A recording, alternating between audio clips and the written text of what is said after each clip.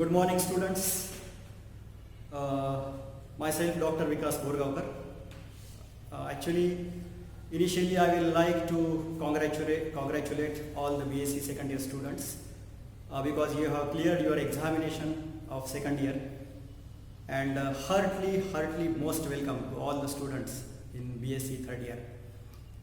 So as far as the BSc third year chemistry is concerned, you will find that there are two papers to you. One is of organic chemistry and another is of physical chemistry. So we will start with a section of organic chemistry. Before going in details, I would like to tell you that the copy of syllabus I will share with you with the help of Google Classroom or on your personal emails or on WhatsApp group.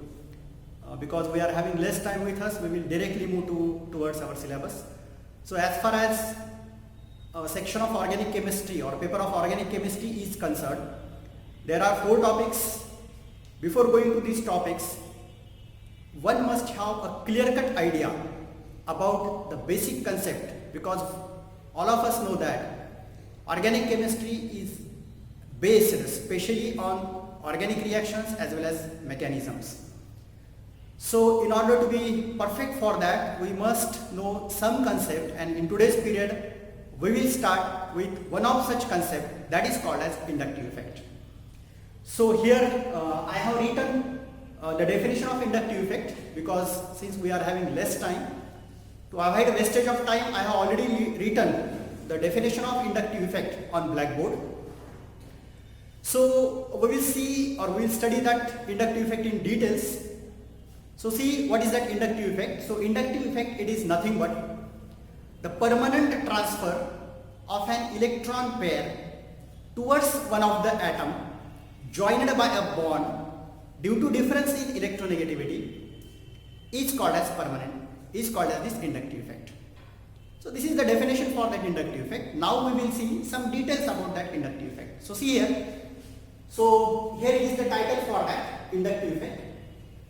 This inductive effect is represented by the symbol, that is capital I. So see the definition or see the words in that definition. So we start with it. So what happens in that inductive effect is, this inductive effect is a permanent effect. Means once this effect happens, it will not get reversed. That's why this is called as permanent effect. This is not a reversible effect. Means if it happens, actually it happens during the transfer of electron pair, and once electron pair get transferred, it will not get back, or it will not be reversed. That's why this is called as a permanent effect. This is not a temporary effect. This is a permanent effect. So what happens in this permanent effect? In this permanent effect, electron pair get transferred, or this electron pair get migrated. Where it get migrates? It migrates towards one of the atom. All of us know that the bond is formed between two atoms, or the two atoms, they are joined with the help of a bond, and that bond gets transferred towards one of the atom. So again here is there one conditional term is there, that bond must be a bond, or which is nothing but a single bond. This is also one of the characteristics of inductive effect. You will find that, or you will observe that inductive effects happens only in a singly bonded compound and not in multiple bonded compounds. It clearly indicates that the atoms bearing the bond must be a single bond. It should not be either double bond or triple bond. It must be a single bond. So when these atoms, they are bound by a single bond, then this electron pair gets migrated towards one of the atom.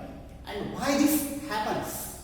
Reason behind that is, that happens due to difference in electronegativity. Such type of effect is called as inductive effect. Now this is the definition, and we will illustrate it with some examples. So see here. So example, we will see some characteristics of this inductive effect. You will find that the same points little bit repeated here. The first character for that is this inductive effect. It is indicated by I. This is one of the characteristics for that. Second point, this is a permanent effect. This is a permanent effect, as already explained by me. Third one, this happens only in a single bonded compounds. Means there must be presence of only a single bond and not multiple bonding. So these are some characteristics for that. Now we move towards example for that. If we consider the example of hydrogen molecule, H2 molecule. This is the hydrogen molecule with you. Now, if I split that hydrogen molecule, I can write that hydrogen molecule like this. So here you will find that these two hydrogen atoms, they are connected to one another, or they are connected to each other with the help of this single bond. Again, one thing is here, these two atoms are common, means we are taking both atoms are same. Now, suppose this is the hydrogen atom with you, and they are joined with the help of a single bond. Now, if I, or all of us knows that if there is a presence of a single bond, then that single bond, it is prepared with the help of two electrons. Means when I say that there is a single bond between these two hydrogen atoms, it clearly indicates that there is presence of two electrons there. So this is a lone pair of electron present due to this bond. So one bond is equal to two electrons, or a pair of electrons. Now what happens? Consider hypothetically, suppose this is the bond and the length of this bond, if we imagine, it is 5 centimeter. It is not like that actually, but hypothetically we will just consider the length of this bond is 5 centimeter. So whenever this bond gets prepared, the electron pair is at the middle of the bond, or the electron pair stays equidistant from both the atoms. Means you will find this electron pair at this distance, and if we measure this, you will find that this is 2.5 centimeter. Again, you will find this distance as 2.5 centimeter. Means this electron pair is exactly equidistant from both the atoms. Again, if we consider one more example, if we consider Cl2 molecule, same thing will happen. So Cl, single bond Cl, and you will find that again this electron pair, this is equidistant from both the atoms. But these things will not happen in all examples. One more example we will consider now. If I consider the example HCl, one can easily understand what is the difference between the previous one and this one.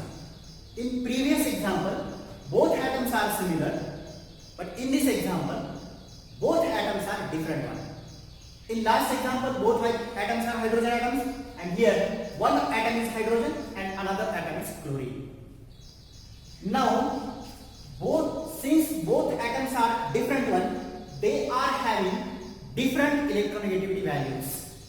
And we all know what is that electronegativity. So electronegativity is nothing but capacity of that atom to attract electron or to pull electron pair towards himself or itself. Such property is called as electronegativity. So now in previous example it is H dash H. Since both atoms are similar, they are having similar electronegativity values, means their capacity to pull electron towards itself is same, and that's why you will find that this electron pair remains equidistant from both atoms. But the example which we have taken here, now it is HCl, one atom is hydrogen, another is Cl, means these two are having different electronegativity values. So if we compare the electronegativity values, then you will find that this chlorine atom is having more electronegativity in comparison to that of hydrogen atom. And therefore, since its capacity to pull electron towards itself is more, what happens? This chlorine will attract electron pair towards itself and becomes electron rich center and acquires partial negative charge. Means now again we will consider the same one. If we consider this bond length 5 cm, now you will find that electron pair is little bit towards nearer to chlorine atom and away from chlorine atom. In last example, it is equidistance 2.5 cm, 2.5 cm, right? But here you will find that it is not at the middle. It is not at the middle. Means it is not 2.5 cm from hydrogen and 2.5 cm from chlorine. It is little bit towards chlorine and far away from hydrogen atom. Now this effect is called as inductive effect. So we will tally it with the characteristics. So why this permanent effect? Because once this electron pair moves towards this chlorine atom, it will not get reversed at any cost, because these electronegativity values are constant values. Therefore, it is not possible to alter these electronegativity values. Means when you compare between this hydrogen and chlorine, chlorine always having higher value, and that's why the electron pair will not get towards hydrogen atom at any cost or at any time, and that's why this is a permanent effect. Again, we will find that the second point, this happens in a singly bonded compound. You will find that this hydrogen and chlorine, they are connected to one another. They are connected to with each other with the help of a single bond. So that is the second character. Now there is a way with the help of which we can indicate this inductive effect. All of us know that in a reaction we use such arrow, such symbol, which is called as an arrow. And in this arrow, this part is called as an arrowhead. So there is a way with the help of which we can indicate the inductive effect, and the way is that one should put this arrowhead at the middle of this bond. That is the symbol with the help of which we can indicate the inductive effect. That means if I write HCl, now I must give, or I must show, or I should represent the inductive effect by giving this arrowhead in the middle of the bond, like this, and the point of arrow is towards more electronegative atom, indicating that the movement of electron or the atom towards that electron pair is moving. So if you see such type of symbol in any component, then you must think, or you must understand, or you can understand inductive effect is happening there. So this is the symbol with the help of which it can be represented. Some more, we will move towards some more points, and it is, you will find that this inductive effect can be divided into two parts, or there are two parts of inductive effect. The first part is plus I effect, or which is called as positive inductive effect, and the second type is called as minus inductive effect. So these two inductive effects are exactly opposite to one another. So what happens in these? See here, suppose we will directly illustrate it with the help of some examples. If I write the example C single bond H, then you will find that this is the example of positive inductive effect, and if I write C single bond Cl, then you will find that this is the example of negative inductive effect. So what happens here, or what is positive inductive effect? If the electron pair moves towards central carbon atom. So here you will find that this electron pair is moving towards central carbon atom. Such type of inductive effect is called as positive inductive effect, and if electron pair moves away from the central carbon atom, then such type of effect is called as negative inductive effect. So it clearly, or it completely depends upon to which that carbon is attaching, or to which atom that carbon is forming or performing a bond. Either it may be electropositive or it may be electronegative. That's why these are the two examples for that. And we will move to one more and last point, that inductive effect can be transmitted along the chain of carbon atoms. Means what? Suppose this is the example with us.